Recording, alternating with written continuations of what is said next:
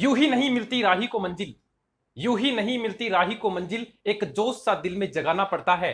किसी ने पूछा चिड़िया से कि कैसे बनता है आशियाना तेरा, तो बोली भरनी पड़ती है कोशो उड़ान और तिनका उठाना पड़ता है। तो नमस्कार, मैं विजय आप सभी का स्वागत करता हूं आपके अपने यूट्यूब चैनल फोक्स अड्डा में। सबसे पहले तो आप सभी का इस बार आर्ट्स का रिजल्ट बहुत अच्छा आया, उसके लिए आप सभी को धन्यवाद। और जिन बच्चों का रिजल्ट है वो आशा के अनुसार नहीं आया, उनके लिए भी ये है कि उनको निराश होने की जरूरत नहीं है। बल्कि देखिए, मार्कशीट जो रिजल्ट है वो आपका सिर्फ 1 साल का रिकॉर्ड होता है, तो सिर्फ उसमें आपके नंबर कम आने से ये आप में ये नहीं कि आप में योग्यता कम है। कभी कभार ऐसा हो जाता है कि आपकी आशा के अनुसार है वो रिजल्ट नहीं आता, तो उनको निराश होने की जरूरत नहीं है। बस अपने मार्ग पर आप चलते रहिए और आगे बढ़ते रहिए। तो आज अपन बात करने वाले हैं जो 10वीं क्लास का जो पाठ है सामाजिक विज्ञान का, यूरोप में राष्ट्रवाद, उसका भाग 2। पहले वाली वीडियो में अपने बात कर ली थी कि किस प्रकार से यूरोप में क्रांति हुई थी, कौन कौन से देशों के लोग इकट्ठा हुए थे जो अपनी मांगे मनवाने के लिए जो स्वतंत्रता की प्रतिमा है उसकी वंदना करते हुए जा रहे थे। आपने उस चित्र के बारे में देखा भी था उस पहले वाली वीडियो में। आज अपन बात करेंगे उसके भाग 2 की कि किस प्रकार से लोगों के अंदर वो उदारवाद की भावना है वो जगी, वो राष्ट्रवाद की भावना है वो जगी। तो आइए शुरुआत करते हैं यूरोप में राष्ट्रवाद का भाग 2, फ्रांसीसी क्रांति की पहले की स्थिति। सबसे पहले अपन बात करेंगे इसके अंदर कि फ्रांसीसी क्रांति जो हुई उसके पहले की स्थिति किस प्रकार से थी।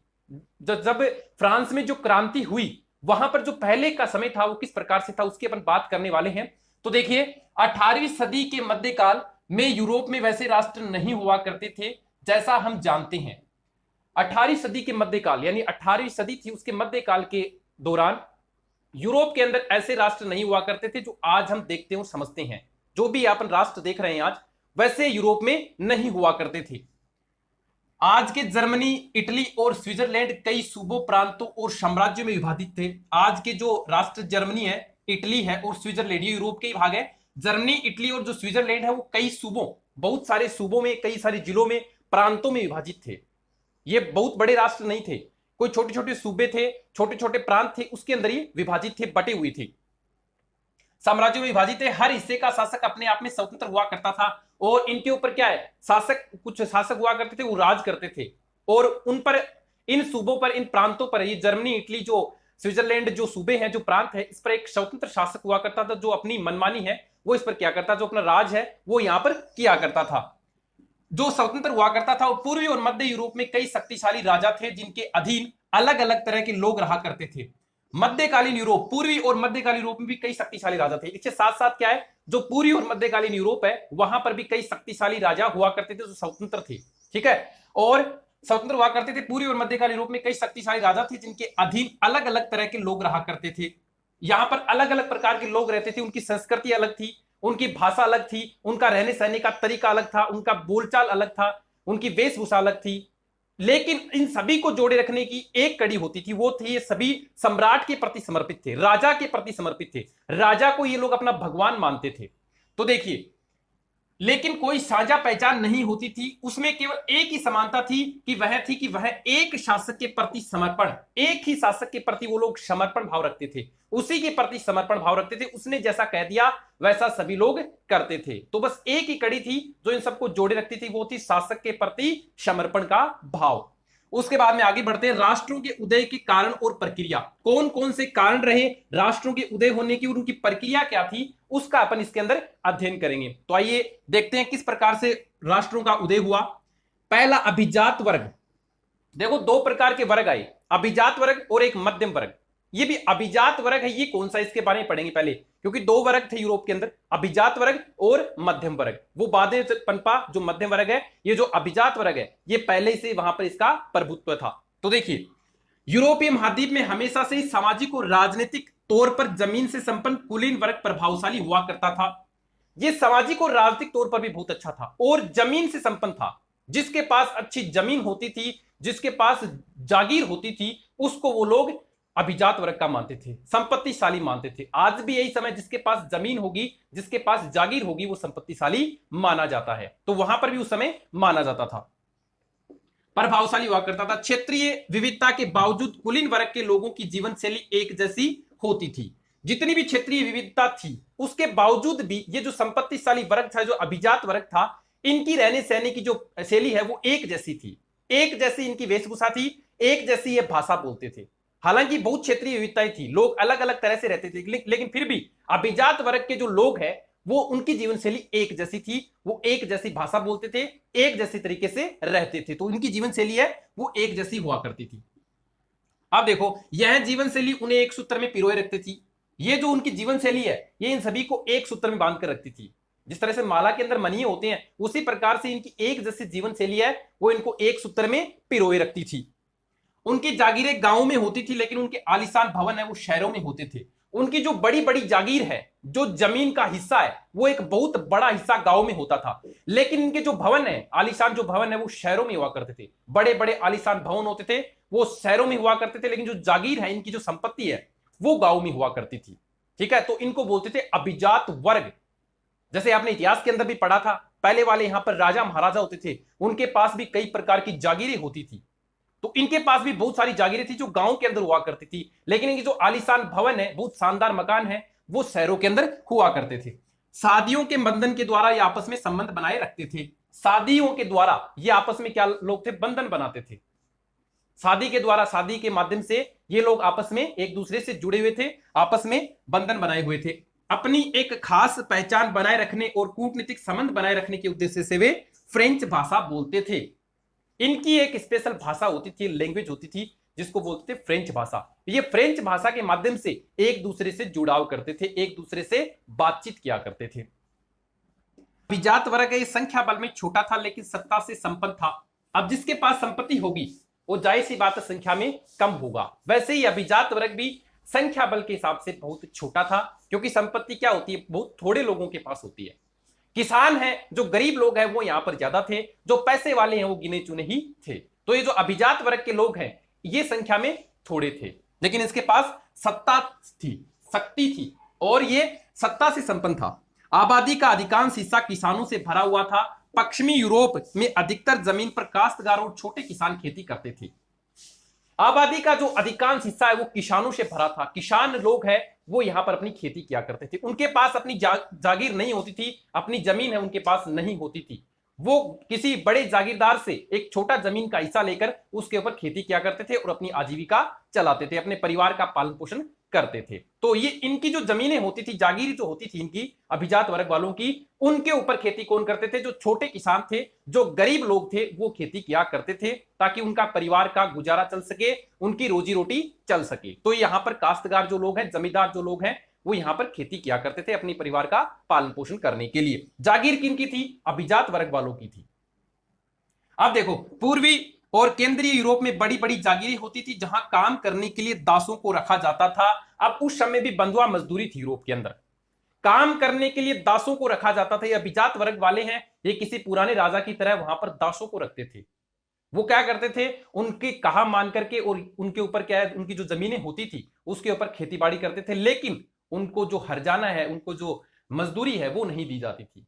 बस उनको खाने लायक जो सामान है वो दे दिया जाता था, और उनके परिवार का जो भरण पोषण करने लायक जो सामान है वो उनको उपलब्ध करवा दिया जाता था। वो होते थे बंधुआ मजदूर, जो दास हैं, वहां पर उनकी संख्या भी थी, तो उनको रखा जाता था दासों को।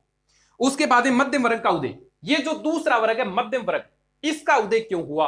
अब लोगों की समझ में ये धारणा ये हुई कि भाई ऐसे तो जो अभिजात वर्ग वाले हैं ये अपनी ही मनमानी करेंगे, तो अब कुछ लोग हैं ये शिक्षित हुए, शिक्षा का प्रचार प्रसार हुआ, और शिक्षा का प्रसार प्रसार होने से जो पढ़े लिखे हुए लोग हैं उसके अंदर क्रांति की भावना आई। बोले हमें एक दूसरा जो वर्ग है, अपना वर्ग है, वो बनाना है। तो फिर मध्यम वर्ग का उदय होता है, और इस मध्यम वर्ग में कौन लोग आएंगे? पश्चिमी और केंद्रीय यूरोप के कुछ भागों में उद्योग धंधे फलने फूलने लगे। ये लोग उद्योग धंधे हैं यहां पर फलने फूलने लगे थे। शिक्षा का प्रचार हुआ, शिक्षा का प्रचार होने में लोगों के अंदर क्रांति की भावना आई। क्रांति की भावना आने से लोगों ने अपने उद्योग धंधे विकसित कर लिए, तो उद्योग धंधे वो फलने फूलने लगे। इसके परिणाम स्वरूप शहरों का विकास हुआ, और उन शहरों में एक नए सामाजिक वर्ग का उदय हुआ।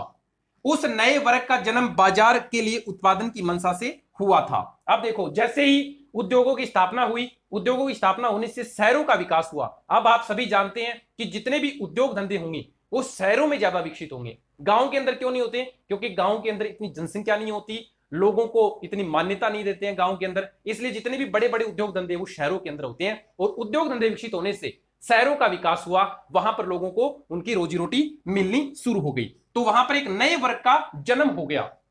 कौन से वर्ग का? मध्यम वर्ग का जन्म हुआ। और मध्यम वर्ग का जन्म कहां हुआ? शहरों के अंदर हुआ।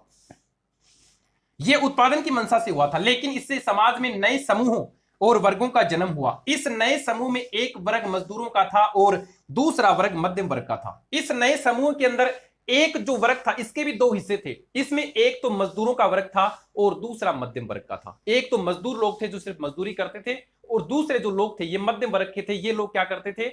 ये उन लोग जो मजदूर लोग होते थे उनसे काम करवाते थे, उनको मजदूरी देते थे, उनको हर्जाना दिया करते थे। तो ये मध्यम वर्ग था। इस नए समूह में एक वर्ग मजदूरों का था और दूसरा वर्ग मध्यम वर्ग का था। उद्योगपति, व्यापारी और व्यवसायी उस मध्यम वर्ग के मुख्य भाग होते थे। ये जितने भी व्यापारी हैं, व्यवसायी है, ये इस मध्यम वर्ग के मुख्य भाग हुआ करते थे। इसी मध्यम वर्ग के माध्यम से राष्ट्रीय एकता की भावना को रूप मिलने लगा। इससे जो मध्यम वर्ग की जो भावना है, इससे क्या जो राष्ट्रीय जो क्रांति है, इसकी भावना का जन्म हो गया। क्रांति की भावना का प्रचार कब होगा? जब लोगों के अंदर शिक्षा का प्रचार होगा, तभी क्रांति की भावना आएगी, क्योंकि लोगों का विकास तभी होगा जब शिक्षा का प्रचार होगा। तो इस प्रकार से राष्ट्रीय एकता की भावना है वो ज्यादा प्रबल। राष्ट्रवाद की भावना, अब ये जो उदार राष्ट्रवाद की भावना है किस प्रकार से पनपी, अपन बात करेंगे 19वीं सदी की, 19वीं शताब्दी की बात करेंगे। 18वीं सदी की अपन ने बात कर ली थी, उससे पहले की स्थिति अपन ने देख ली थी। अब 19वीं सदी के शुरुआती दौर में क्या होता है? 19वीं शताब्दी के शुरुआती दौर में लोगों के अंदर उदारवाद की भावना आ जाती है, राष्ट्रवाद की भावना आ जाती है, उदारवाद की भावना आ जाती है। राष्ट्रवाद की भावना तो मैंने आपको पहले ही बता दिया था कि अपने देश के प्रति समर्पित भाव होना। अब सिर्फ देश के प्रति समर्पण भाव से काम नहीं चलेगा। कब होंगे देश के प्रति लोग समर्पित? जब वो आजाद होंगे। तो ये जो उदारवाद है ये लिबरलिज्म शब्द से बना है, एक लातिनी भाषा है, उसका शब्द है लेबर। तो लेबर का जो शब्द जो है उसका मतलब क्या होता है? आजाद। ठीक है। तो 19वीं सदी के शुरुआती दौर में यूरोप में राष्ट्रवाद की भावना और उदारवाद की भावना में गहरा तालमेल था। तो अगर उदारवाद शब्द का अर्थ आपसे पूछा जाए तो उदारवाद है वो लिबरलिज्म शब्द से बना है जिसका अर्थ है आजाद। नए मध्यम वर्ग के लिए उदारवाद की जड़ में व्यक्ति की स्वतंत्रता और समान अधिकार की भावनाएं भी थी। अब ये जो जैसे ही उदारवाद शुरू हुआ, उस उदारवाद की जड़ में जो व्यक्ति की जो स्वतंत्रता है और व्यक्ति की जो समान अधिकार है, जब लोगों के अंदर स्वतंत्रता होगी और लोगों के जो समान अधिकार लोगों को मिलेंगे, तब वो अपने आप को आजाद मानेंगे। क्योंकि आजादी का मतलब तो ये होता है कि भाई लोग स्वतंत्र हों और उनको सभी को समान अधिकार मिले, तभी वो आजादी का अनुभव करेंगे। यदि राजनीतिक दृष्टिकोण से देखा जाए तो उदारवाद की भावना ने ही आम सहमति से शासन के सिद्धांत पर बल दिया होगा। उदारवाद की भावना ने तानाशाही और वंशानुगत विशेषाधिकारों का अंत किया होगा। अब उदारवाद जैसे ही वहां पर हुआ, जो तानाशाही राज था, जो लोगों के ऊपर अपनी मनमानी थोपता था, जो करता था, वो खत्म हो गया, उसके अधिकारों का अंत हो गया। किसके बाद? उदारवाद आने के बाद। उदारवाद की भावना ने तानाशाही और वंश विशेषाधिकारों का अंत किया होगा। इससे एक संविधान की आवश्यकता महसूस होने लगी। यह जरूरी है किसी भी देश में, जैसे ही कोई देश आजाद हुआ, जैसे मान लीजिए हिंदुस्तान है, वो 1947 को आजाद हुआ। अब जैसे ही आजाद हुआ तो एक नए संविधान की आवश्यकता महसूस होने लगी। संविधान क्या होता है? किसी भी शासन को चलाने के लिए नीति और नियम होते हैं, कुछ नियम होते हैं, कुछ निर्देश होते हैं, उसको बोलते हैं संविधान। कि अब जो राज्य है ये कौन से नीति और नियमों को मानेगा, कौन से नीति और नियमों पर ये कार्य करेगा। तो एक संविधान की भी आवश्यकता होती है। जब भी कोई देश आजाद होता है तो आजादी के तुरंत बाद उसके कुछ नियम है वो उसके लिए जरूरी होते हैं। तो एक संविधान की आवश्यकता भी महसूस होने लगी और प्रतिनिधित्व पर आधारित सरकार की आवश्यकता भी महसूस होने लगी कि अब प्रतिनिधि शासन है वो चलेगा, जो लोकतंत्र है वो चलेगा। एक प्रतिनिधि है वो जनता चुनेगी, जनता चुन करके उस एक प्रतिनिधि को संसद के अंदर भेजेगी, वो उनका जितनी भी मांगी होगी वो सरकार के सामने रखेगा। तो प्रतिनिधि पर आधारित जो सरकार की आवश्यकता भी महसूस होने लगी थी। उसके बाद में मताधिकार। अब जैसे ही लोगों ने यह सोचा कि हमें प्रतिनिधित्व मूलक लोकतंत्र अपनाना है तो उसके लिए मताधिकार का प्रयोग किया कि जनता वोट के माध्यम से किसी एक प्रतिनिधि को चुन करके भेजेगी। फ्रांसीसी क्रांति के अंदर लोगों को इसके लिए लंबा संघर्ष करना पड़ा। भारत वालों ने तो मताधिकार है उनको सहज ही मिल गया था। ये अपन इस बात से बहुत अपने आप को खुशनसीब मानते हैं कि हमको जो मताधिकार का जो प्रयोग है वो सहज ही मिल गया था। बाकी फ्रांस के अंदर लोगों को इसके लिए लंबा संघर्ष है वो करना पड़ा। मताधिकार के लिए फ्रांस के लोगों को लंबा संघर्ष करना पड़ा था। मत देने का अधिकार हर नागरिक को नहीं मिला था। यह भी नहीं है कि सभी लोग वहां पर वोट देते थे, सबको नहीं मिला था। कुछ चुनिंदा लोग होते थे, सिर्फ वो ही वोट देते थे, जो संपत्तिशाली होते थे, जिनके पास जागीर होती थी, सिर्फ शुरू शुरू के अंदर वही वोट देते थे। महिलाओं को वोट देने का अधिकार नहीं होता था फ्रांस के अंदर उस समय। क्रांति के शुरुआती दौर में केवल उन पुरुषों को मताधिकार मिला जिनके पास संपत्ति होती थी। हर वेश्यक पुरुष को जैकोबिन क्लबों के दौर में थोड़े समय के लिए मताधिकार मिला था। लेकिन नेपोलियन कोड, ये अपन बात कर रहे हैं नेपोलियन कोड की, जो नेपोलियन की नागरिक संहिता थी उसको बोलते हैं नेपोलियन कोड। लेकिन जो नेपोलियन कोड ने फिर से पुरानी व्यवस्था बहाल कर दी। महिलाओं और संपत्ति विहीन पुरुषों को मताधिकार से वंचित रखा गया। जो महिलाएं होती थी और जिसके पास संपत्ति नहीं होती, जो गरीब लोग होते थे, उनको मताधिकार का प्रयोग नहीं करने दिया गया कि आप लोग वोट नहीं दे सकते। क्यों? क्योंकि आपके पास संपत्ति नहीं है और आप क्या हो, महिला हो। पहले फ्रांस के अंदर ये हुआ करता था कि उनको वोट देने का अधिकार नहीं था। नेपोलियन ने तो महिलाओं को नाबालिग के समान दर्जा दे रखा था। नेपोलियन ने तो ये तक दर्जा दे रखा था महिलाओं की, आप लोग क्या हो, नाबालिग हो, आप अपने फैसले खुद नहीं ले सकते, आप अपने माता पिता की मर्जी के अनुसार ही काम करोगे। अब अपन पढ़ते हैं आर्थिक क्षेत्र में उदारीकरण। जो आर्थिक क्षेत्र था, आर्थिक का मतलब क्या होता है, जो पैसे, मतलब जो धन किस प्रकार से वो लोग कमाते थे, जो आर्थिक क्षेत्र था उसके अंदर उदारीकरण ने क्या अपनी प्रमुख भूमिका निभाई, उसकी अपन बात करेंगे। तो नेपोलियन कोड की एक और खास बात यह थी कि आर्थिक उदारीकरण, जो दूसरी बात थी वो क्या थी, आर्थिक उदारीकरण। उसने सभी लोगों को समान कर दिया था उद्योगों के अंदर पैसे कमाने के लिए। सभी लोगों को आजाद कर दिया कि आपकी मर्जी है, आप अपना मनपसंद कोई भी काम कर सकते हो। तो उससे क्या हुआ, आर्थिक जो उदारीकरण की नीति है, अर्थ के अंदर लोग आजाद हो गए, अपनी मनपसंद का जो भी मनमर्जी का उनका काम था वो लोग वो करने लग गए थे। उस समय हाल ही में पनपने वाला मध्यम वर्ग आर्थिक उदारीकरण के पक्ष में था। 19वीं सदी के पूर्वार्ध में आधुनिक जर्मनी वाले भूभाग में 39 प्रांत थे। याद रखना, जर्मनी के अंदर उस समय कितने प्रांत हुआ करते थे, 39 प्रांत हुआ करते थे। जर्मनी एक देश नहीं था बल्कि 39 प्रांतों से मिला जुला एक क्षेत्र था, एक शासक था। ठीक है, जर्मनी है ये, उसके अंदर 39 प्रांत थे। जो इस 39 प्रांतों का एक साम्राज्य है, ये जर्मनी हुआ करता था। और जो छोटी छोटी इकाइयों में बटे हुए थे, हर इकाई की अलग मुद्रा और मापतोल की अलग प्रणाली थी। किसी व्यापारी को एक भाषा से दूसरे भाग तक माल ले जाने के लिए 10-11 चुंगी नाकाओं से गुजरना पड़ता था। अब देखो, जर्मनी के अंदर क्या थे, छोटे छोटे 39 स्थान हुआ करते थे। तो अब कोई भी व्यापारी है अपना माल लेकर अगर दूसरे राज्य के अंदर, दूसरे प्रांत के अंदर जाता था, तो उसको 10 से 11 जो चुंगी नाके होते थे, जिनको अपन टोल टैक्स बोलते हैं, अब उस समय चुंगी नाके हुआ करते थे, तो उस चुंगी नाकों पर रोका जाता था। अब वहां पर जितना भी माल वो लेकर आए उसका 5% वहां पर उसको देना पड़ता था। जितना भी माल वो लेकर आए उस माल का 5% उस टोल टैक्स, उस चुंगी नाके पर उसको देना पड़ता था। तो अब जैसे मान लीजिए कोई व्यापारी है, 100 रुपए की कोई सामान लेकर आया, 100 रुपए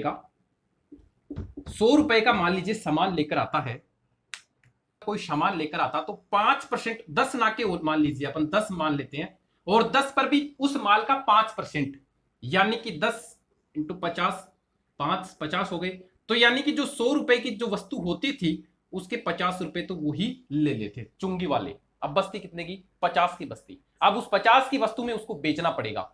मतलब व्यापारी को क्या था, मुनाफा नहीं होता था, घाटा होता था। तो जो 5% चुंगी है वो उनको देनी पड़ती थी हर नाकों पर। अलग अलग मापतोल प्रणाली के कारण चुंगी की राशि तय करने में बड़ी उलझन होती थी। अब वस्तु के हिसाब से उसका 5% लिया जाता था। ये नहीं कि 100 रुपए पे 5 रुपए बता रहा हूं मैं आपको। मान लीजिए कोई वस्तु बड़ी है, 1000 रुपए की वस्तु है, तो उसका 5% वो लेते थे। इस प्रकार से मापतोल की अलग अलग प्रणाली होने के कारण जो राशि तय करने की जो स्थिति थी वो भी अलग अलग थी, उसके अंदर भी बड़ी उलझन होती थी। जितना भी माल है उसका 5% लेते थे। बड़ी वस्तु है तो उसका भी 5% लेंगे, और जो छोटी वस्तु है तो उसका भी 5% वो लेते थे। इससे आर्थिक गतिविधियों में खलल पड़ता था। इससे जो आर्थिक गतिविधियां होती थी उसके अंदर भी उलझन पैदा होती थी, उसके अंदर भी खलल पड़ती थी। तो ये था यूरोप में राष्ट्रवाद का भाग दूसरा। अभी 2 से 3 भाग इस पार्ट की ओर बनेंगे, उसके अंदर फिर आपका पूरा जो पार्ट है यूरोप में राष्ट्रवाद, ये कंप्लीट हो जाएगा। तो अगर वीडियो अच्छा लग रहा है तो ज्यादा से ज्यादा लाइक कीजिए, और चैनल पर अगर नए हो तो सब्सक्राइब कीजिए। आपको 10th क्लास और 12th क्लास का पूरा सिलेबस यहां पर करवाया जाएगा। तो मिलते हैं तब तक नेक्स्ट वीडियो में, तब तक के लिए जय हिंद, जय भारत।